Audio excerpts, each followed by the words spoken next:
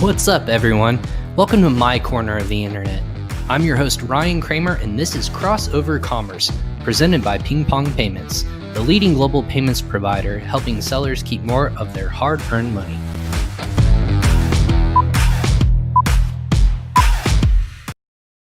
What's up, everyone? Episode 41 of Crossover Commerce coming at you live on LinkedIn, Facebook, YouTube, and Twitter. Thanks for joining us again today. This is day 3 of us going live throughout all these platforms, and then they'll be on our podcast here later when you can subscribe to Amazon Music, Spotify, all those sorts of podcast sites that you can consume your content on. But I have a really special guest with me. It was actually supposed to be last week. Danny didn't feel very well, which is, kind of going on in the world right now. It's kind of that season, but we were able to reschedule with him to bring him on today. We have such great content that we're going to dissect today. This is our first time talking to each other, so we're just going to have a back and forth and bring you the basics and education in terms of A+ content and being able to amplify and elevate your listings. Because if you're only average on Amazon, you're not going to succeed. I was telling people, you always have to optimize your listings. You have to make sure that you're optimizing every facet. And we're going to walk through what that A+ content means, what it's going to do for your business and do for your listing on Amazon. So without further ado, we'll let him introduce himself. Is Danny Carlson of Kenji ROI. Danny, what's up? How are you? Oh, good. Yeah. Thanks for rescheduling with me here. I got a lot more energy now. And I was going to say, are we feeling okay? That's the number one goal. Yeah, absolutely. There was just like a week or two of just super low energy. So I spent a lot of time just recovering and sauna and ice bath and gym and all the good stuff to get my energy back, but ready to rock and roll. No, that's awesome, because I think a lot of people felt that a wave from 2020 just kind of hit everyone, and then we're all trying to catch up and get that motor going again. But for those of you who don't know where you're located, you're actually not US based or anything like that. You're actually in Bali. Is that correct?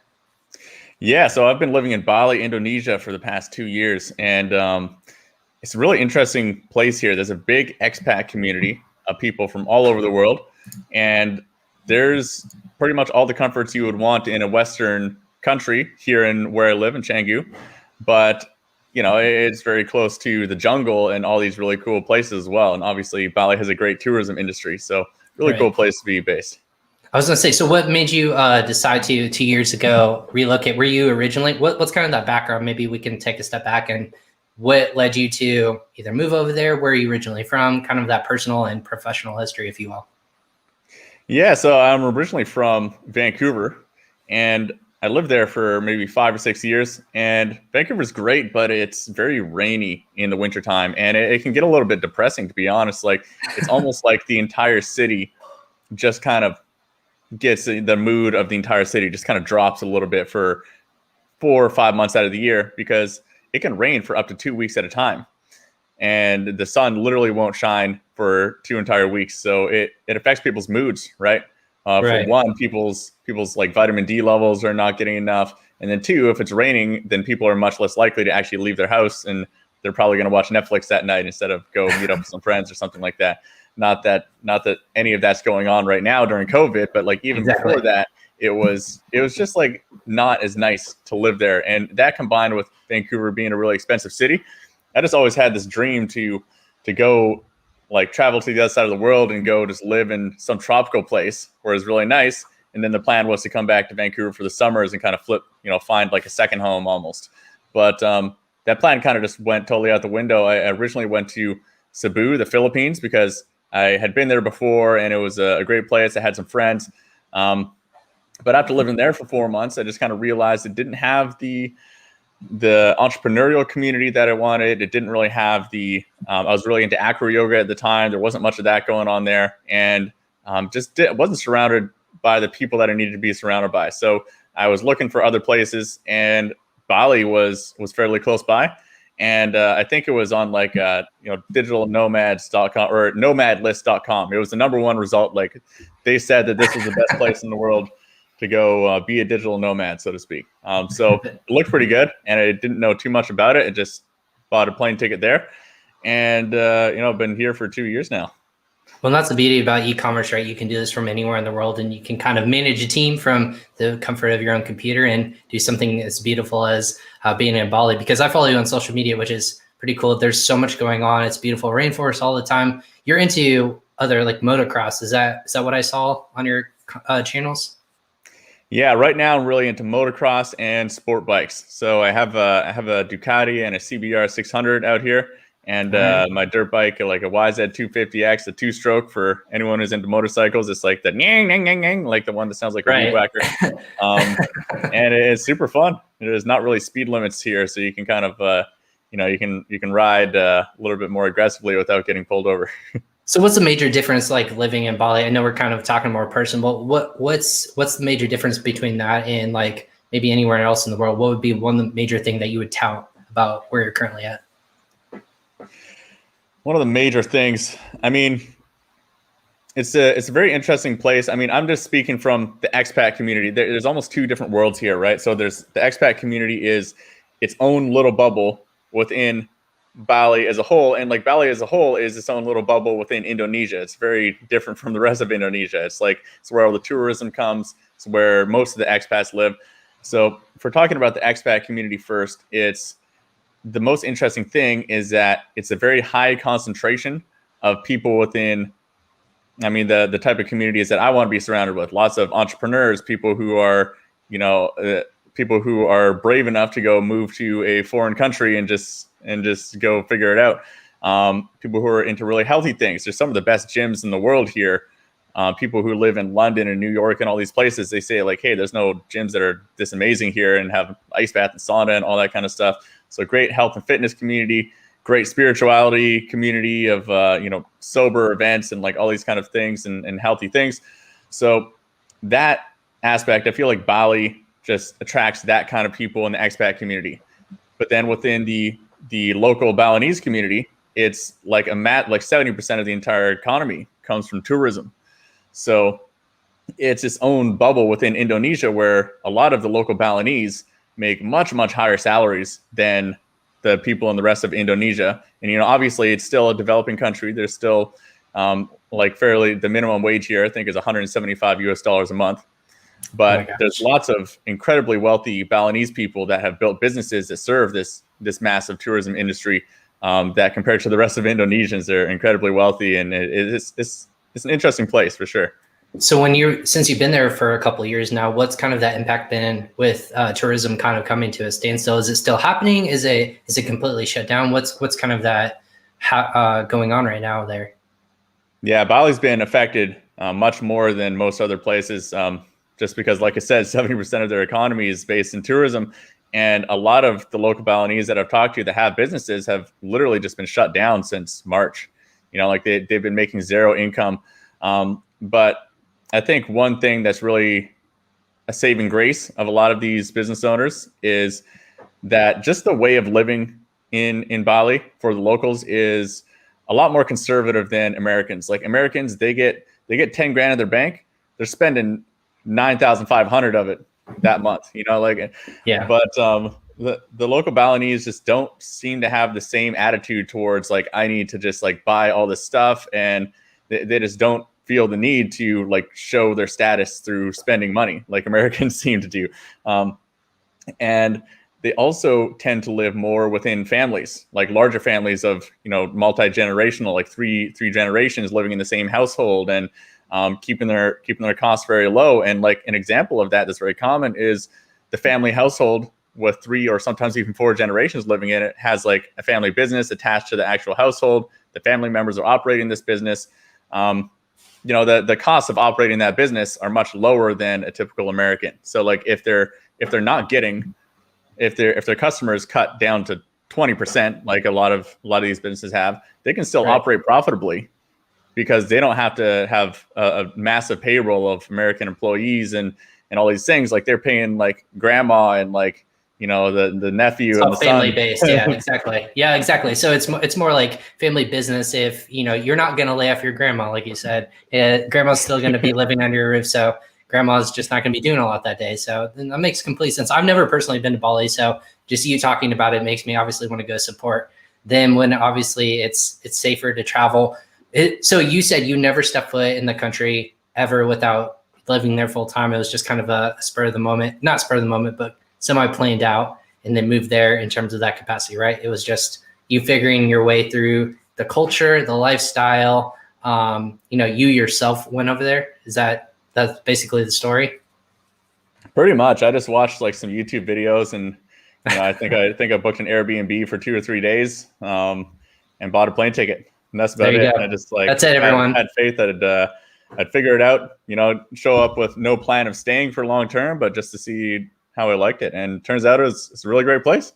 So in typical times, would you be a person who's constantly traveling, or you pretty much want to stay local and then you do all your events kind of like online? Because we'll get into obviously like Kenji ROI and your businesses, what your services do. But do you find yourself like this is pretty typical of you? You're not traveling as much, or is this something like you really need to get out? And it's been 10 months of you kind of staying put, but once it's opened up, you're going to be traveling all over again.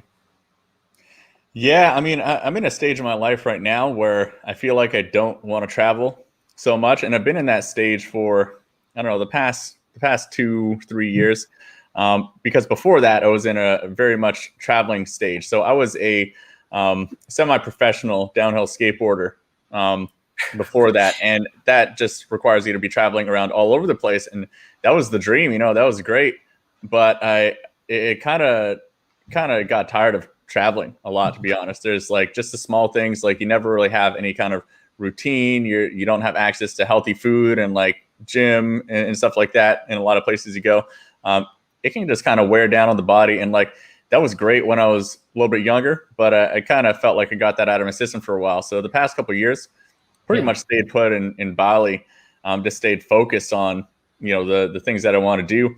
I think probably in the next couple of years, like once things clear up after COVID, I think I'd like to do some more traveling and get back into that in a kind of much different style, right? Like back when I was into the longboarding, it was about, okay, let's go to the craziest country I can, like the Philippines, and like live out of a hammock and go like rip all these crazy roads and risk my life. But like, I think the next thing that I want to do probably is just go to like Europe or South America with my girlfriend, and like, a much different travel experience. A 4-2 traveling experience instead of like you yourself can take care of yourself, right? That's what I told my wife. When I was traveling around Europe, I was like, I just had my backpack and I was going in and out of like countries constantly for a semester when I was studying abroad.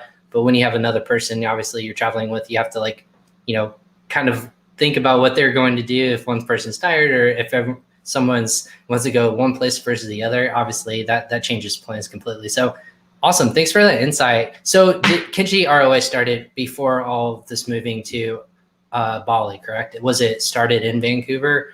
What kind of stemmed from that? You were Amazon seller first, correct? And then your service stemmed from that, from selling online, right? Exactly. Yeah. It pretty much stemmed from actually, like, while I was still selling on Amazon, really focused on that.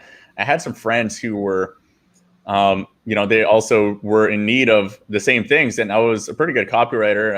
I had taken some copywriting trainings and built on my own listings and everything like that. So I just, got asked to do it for a few friends, and just turned that into a little bit of a small freelancing thing, just through referrals, basically.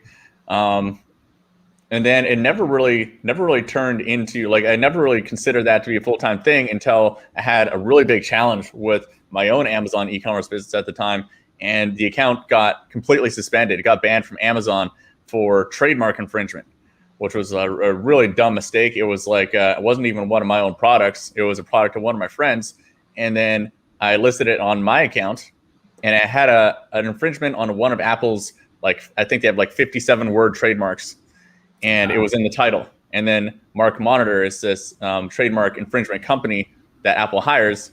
They just like, filed a complaint with Amazon, and then my lawyer couldn't even get a hold of them at all. So the account was pretty much done.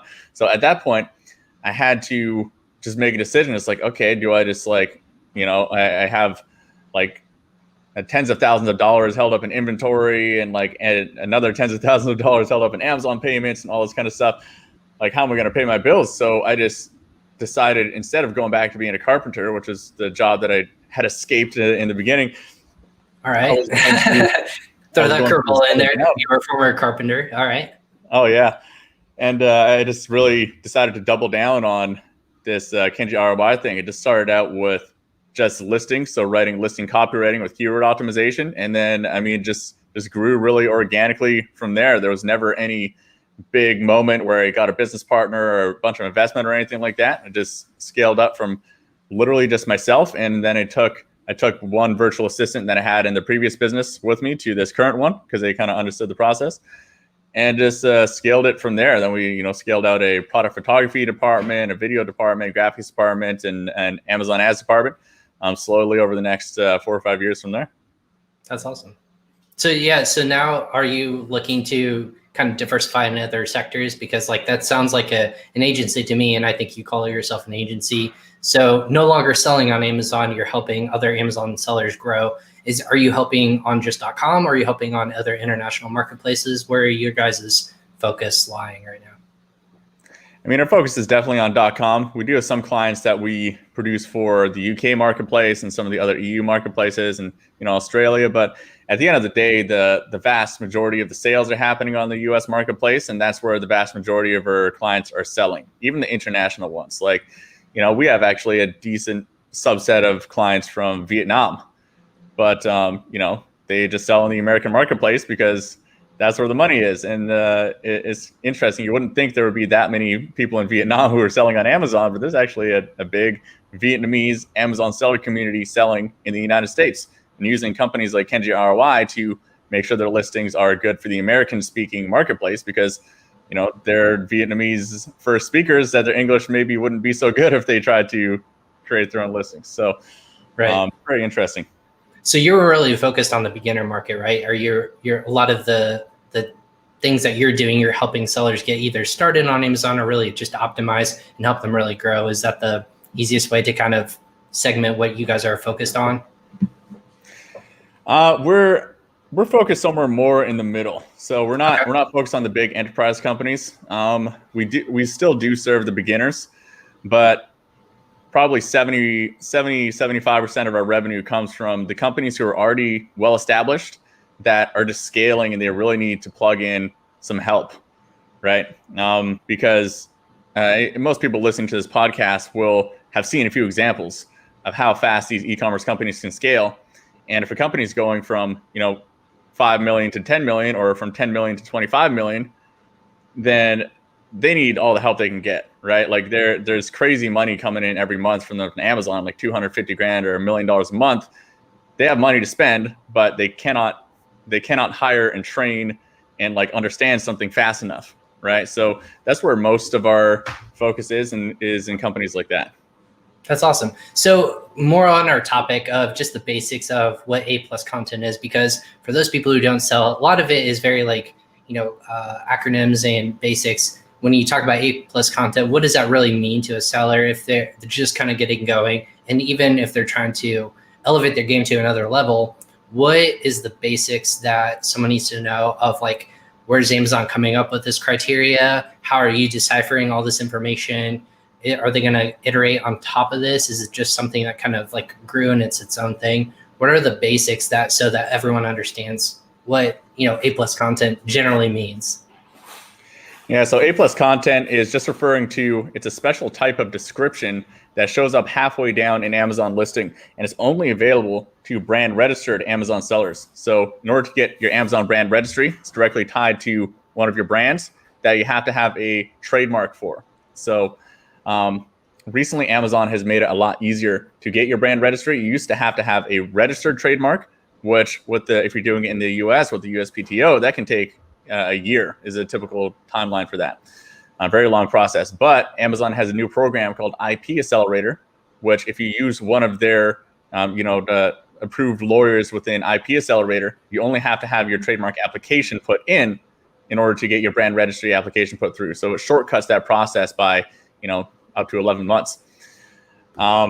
So the benefits of having one of these descriptions is basically just increasing the conversion rate of a listing that already is there. You still need to have your main images. You need to have your listing copywriting and your title and everything sorted out. That's the base.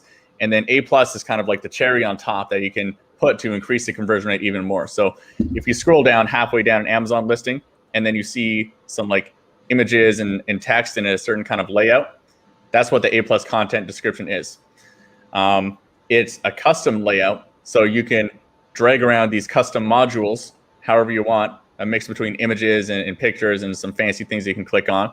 And then you just have to get some graphics made, some good writing and a good layout, and then you just upload it to Amazon. And one important clarification is that enhanced brand content, EBC, this is a very commonly confused thing. That was actually like the version 1 of A+ content. So, I mean, it's the same thing. It's interchangeable now. Enhanced brand content is technically been phased out. But what Amazon did essentially is they had A+ content and they had enhanced brand content, and A+ content was only available to like their vendors.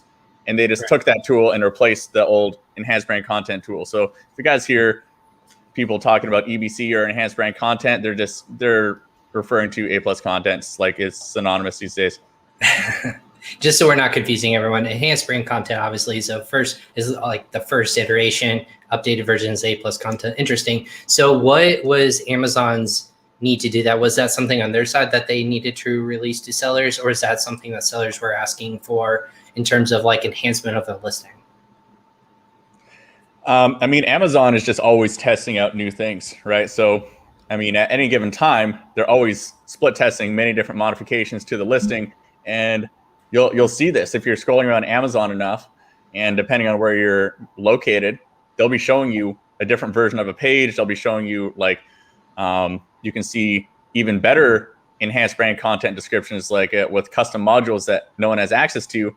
And there, for example, there's something, there's a special description that actually, I think it costs about $250,000 to pay to Amazon. And then you can have access to like an even better version of an A+ content description. But that's like an invite only thing. But there's plenty of things they're always testing. So A+ content was just another one of those things. Like they're testing A+ content versus EBC. They have all the data. They have data scientists who are crunching all this data on a massive scale, as we all know the Amazon marketplace has. And they obviously decided that A+ content was the better tool, and that's the one they ended up, instead of having EBC and A+ content that are almost the same thing, they just decided to roll it all onto A+ content.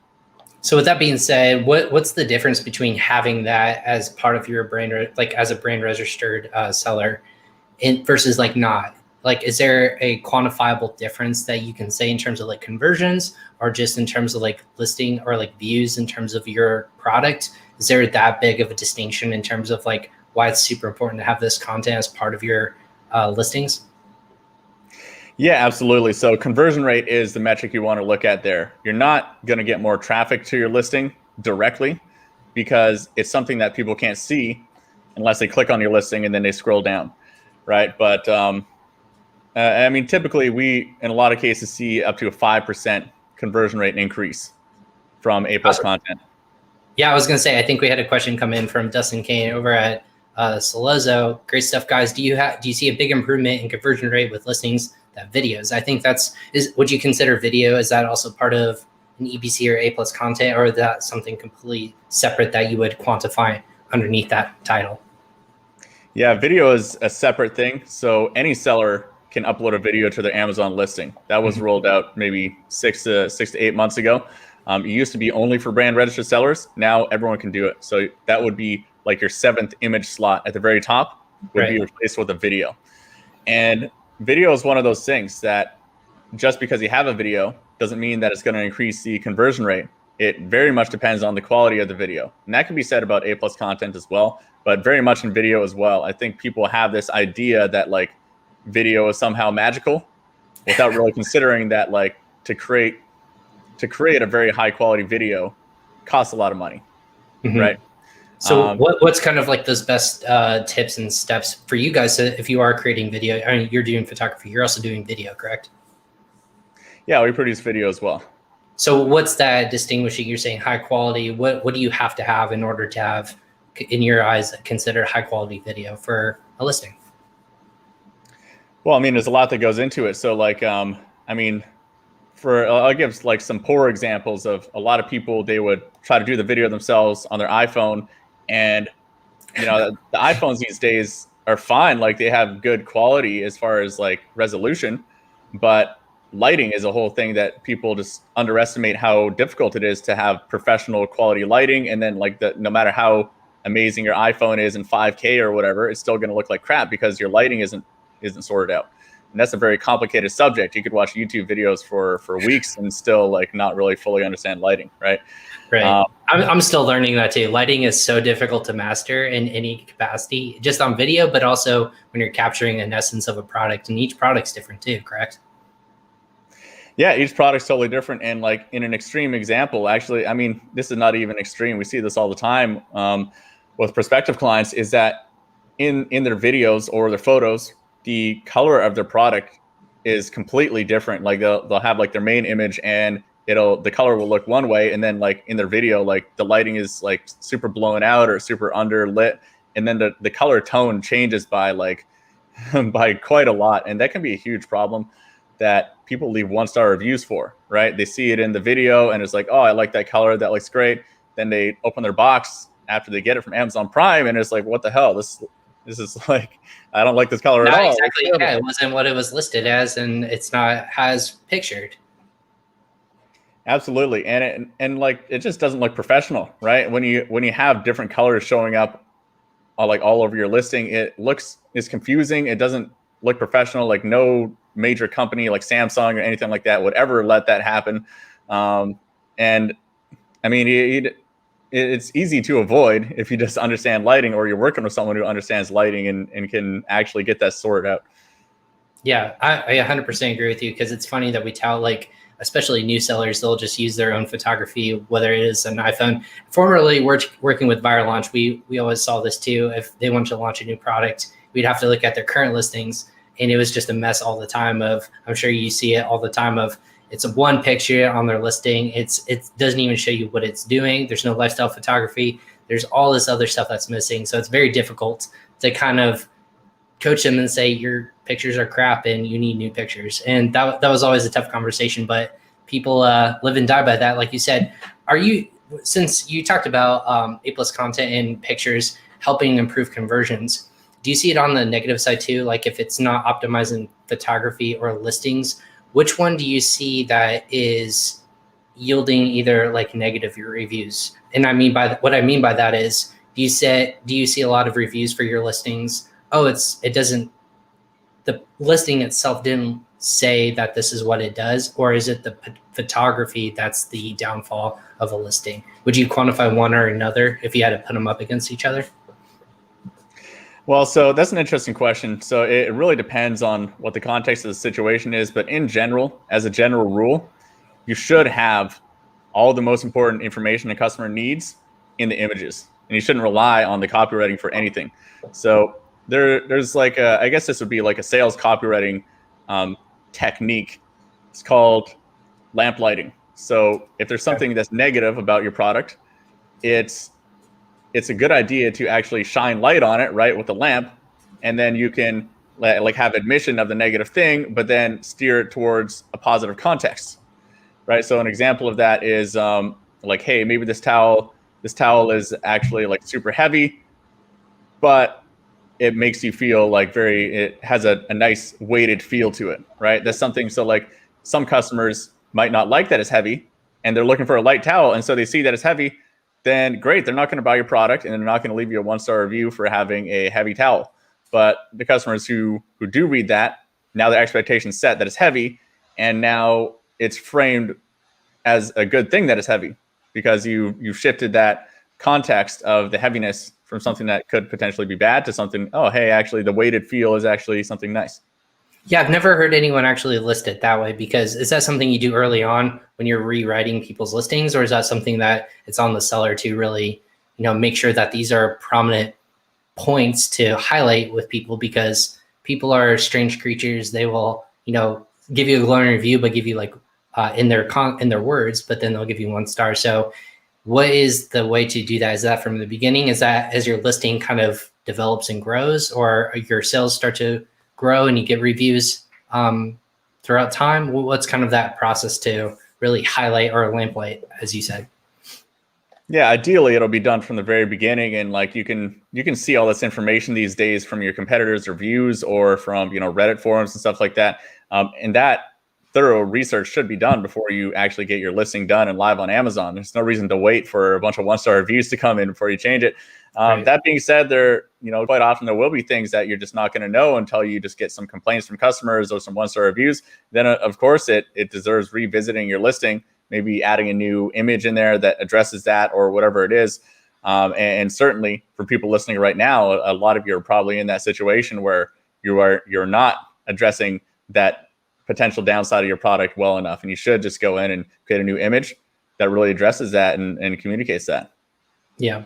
So what in 2020 got you really excited about kind of the services that you were providing for people? Was it just the release of more video content? Was it the release of a certain feature or function? What got you kind of excited to really take your customers to the next level?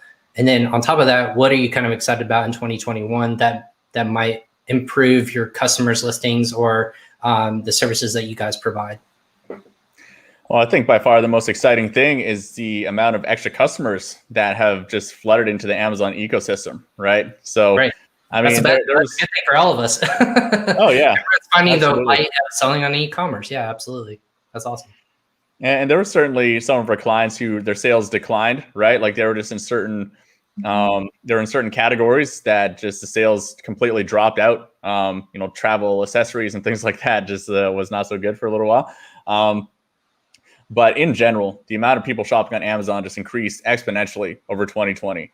And seeing some of the data, like we get like an internal like Amazon ads partner data set every once in a while, and like just seeing some of the projections over the next few years is very exciting, right? It was an exponential growth year for Amazon in general, and it looks like it's going to continue over the next couple of years as people just are really forced to adapt to the e-commerce way of doing things. And it's almost like crack, right? Like once people were given an iPhone for the first time, they never went back to their flip phone, right? There's a reason why those Nokia is no longer a very large company when it comes to cell phones. Exactly.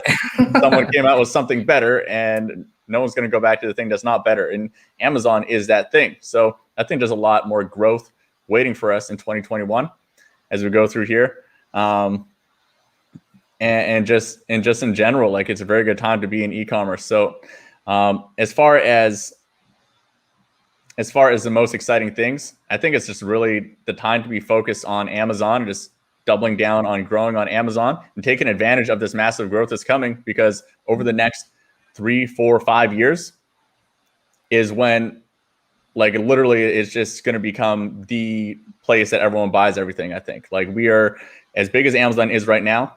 I think we're still like here in the growth charts of Amazon of what's going to happen before they really reach their peak.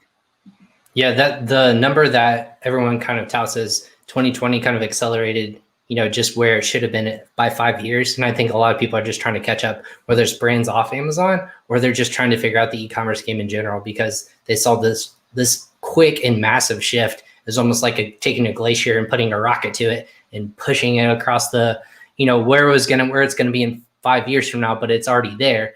So a lot of people are kind of like scrambling, I think, in the mid 2020, but now they're trying to figure out, how do we take that and grow?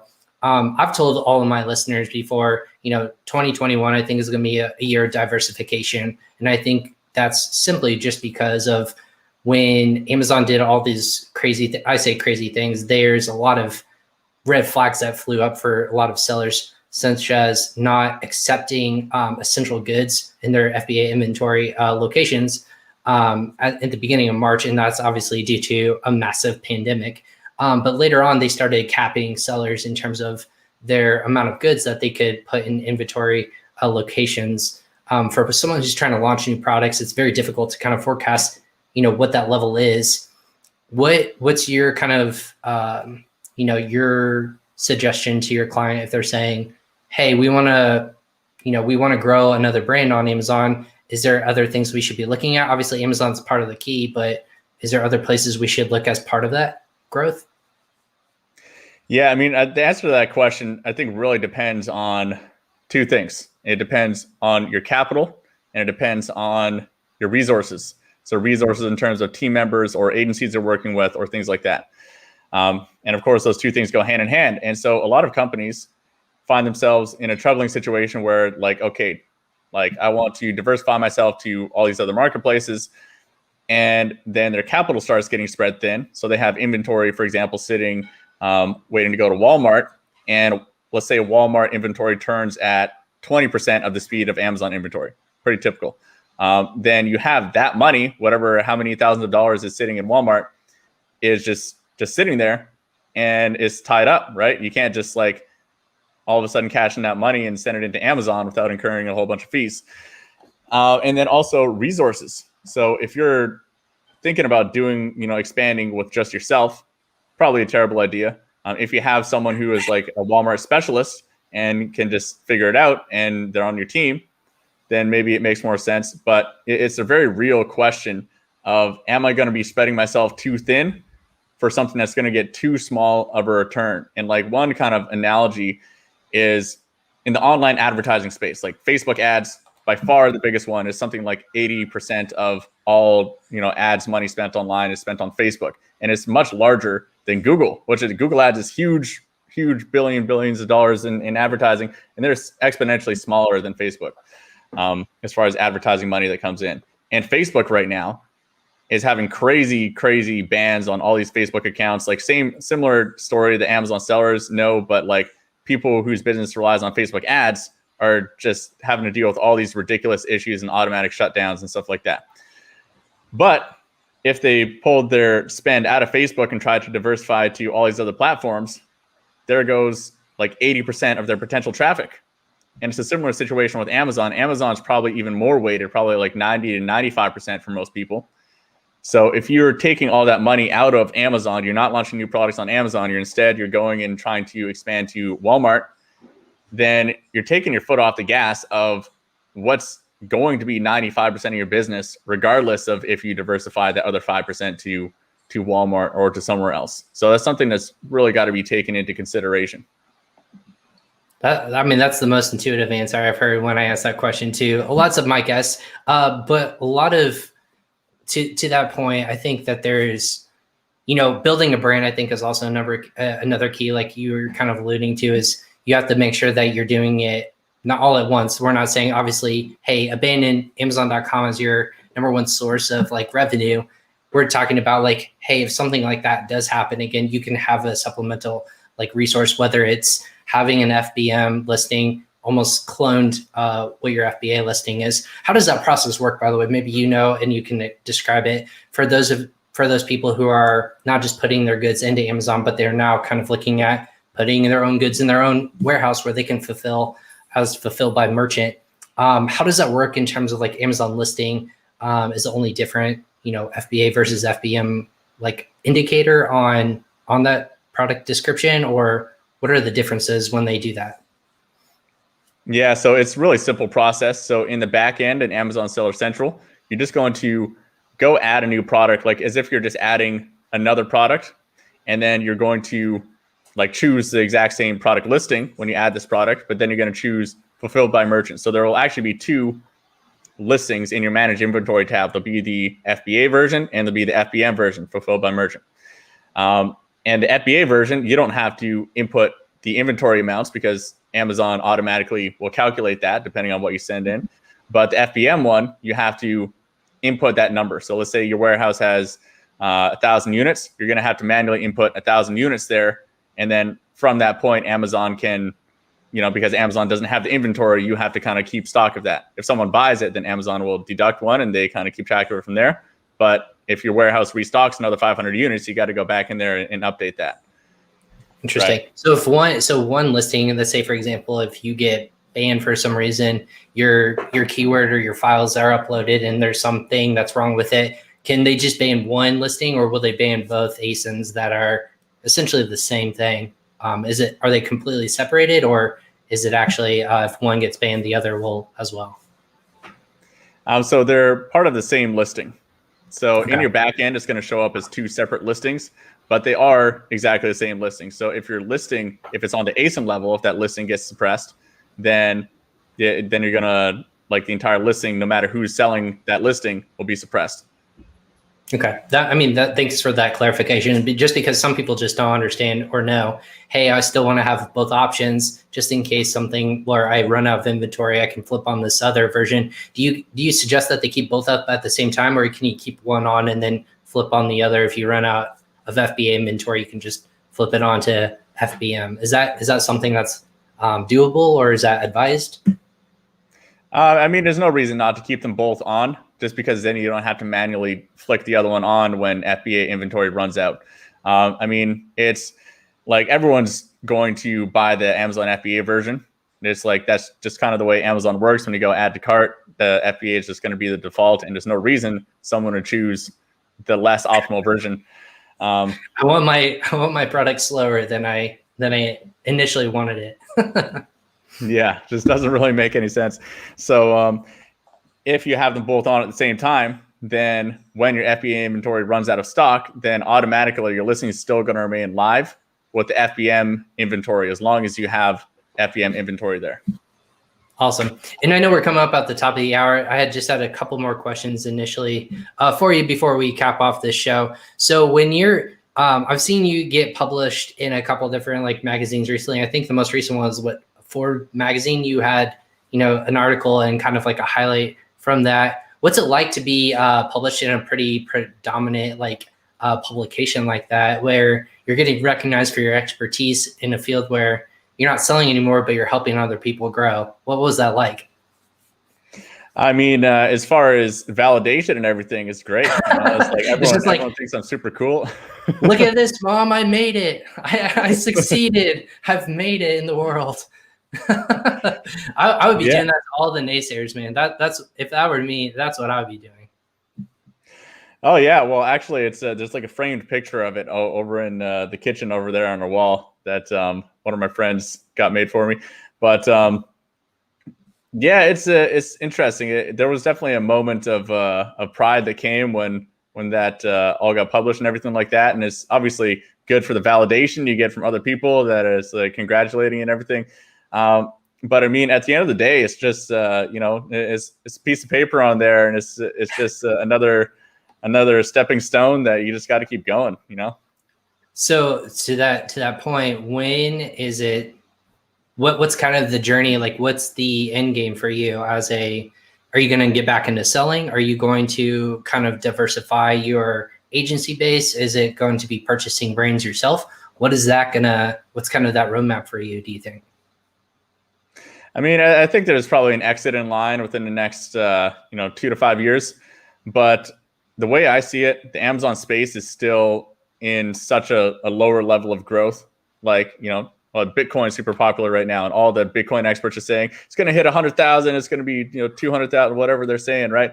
Well, I'm the same guy, but for Amazon, right? I think Amazon is here at whatever $250 billion or whatever they did last year, and the next years they're going to be up here, right? So me with my agency, I just think that we're very well positioned to grow into a very large company over the next 2 to 5 years. So, maybe there's an exit coming at some point like that, but I'm just going to grow it and ride the wave of Amazon going up over those next 2 to 5 years, because it's much better to be in a growing, rising industry than a lot of the industries that have been shattered and destroyed during this entire COVID pandemic, right?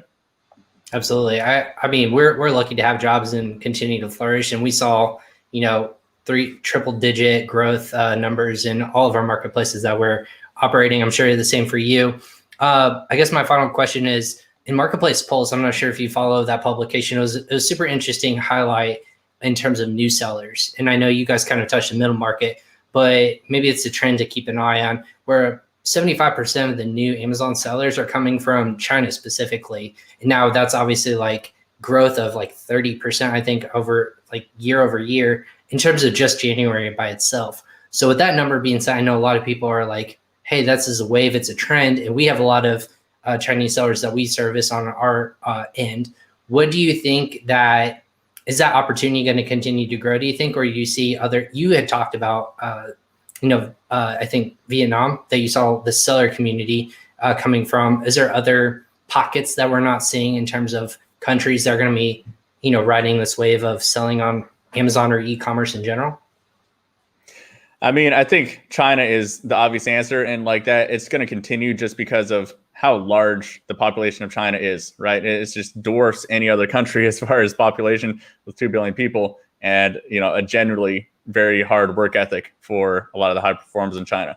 So it makes a lot of sense that that's going to continue. But the other trend that we're really seeing is that Amazon sellers are global. Like a lot of our clients are just located in countries that you would never expect that people would be into Amazon, because we live in a very global world right now. Just because you live in South Africa doesn't mean that you don't have a chunk of money and have taken in some Amazon training and can't get into Amazon, right? It's the internet. It's not like these people wouldn't have heard about it, or and a lot of people also assume that if it's not a first world Western country, that these people don't have any money. It's like, oh, this person's from India, like no one has money in India. There's lots of people in India that have lots of money, and have been following Amazon stuff and understand this stuff. So it's a very global trend that's going on. So like, I don't think that it's restricted to people in certain countries, for sure. Awesome. Well, I appreciate it. I know we're coming up at the top of the hour. Thank you so much for hopping on and kind of giving us the basics of A+ content, EBC, and then also kind of like the behind the scenes of what your successful service is doing for Amazon sellers, not just in the United States, but also globally.